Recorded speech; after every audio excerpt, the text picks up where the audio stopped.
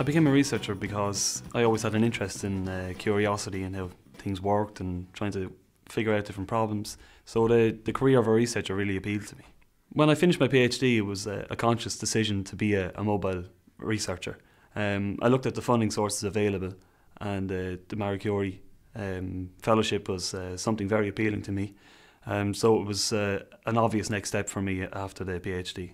This brought me to work in Spain for 2 years, and following on from that to work in India. To me, the advantages of being a mobile researcher were twofold. One was to work with a number of high-tech companies as part of my mobility experience and to expand my network of contacts, but also to expand my research horizons where I faced new challenges with these new contacts. Working as a European researcher within India gave me the opportunity to see clear differences. Within India, there's a lot of practical problems that they would like to be addressed. So there's a lot of opportunities to see high impact in your research within the social community. One example of this is the deployment of inexpensive broadband to rural areas. There's also challenges within working within India as well, from a point of view of there's a lot of overhead in bureaucracy which constrains the freedom of research, such as the research we enjoy in Europe.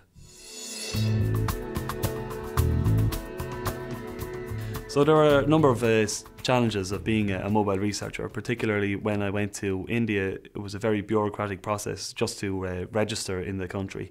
So it took me up to 4 visits to go back to the registration centre.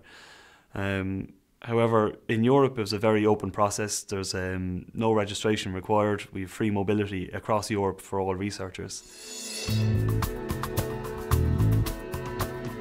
I think the Marie Curie Fellowship has advanced my career because it's allowed me to work in a very prestigious research institute in Barcelona, and also it's put me on a right track to become a more independent researcher.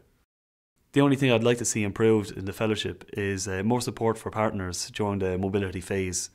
My partner did find it difficult to find work in Barcelona, so additional support from that aspect would have been very helpful.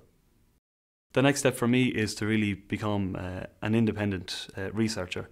As part of that is to create a group of my own, to lead my own research, to bring PhD students under my area of expertise.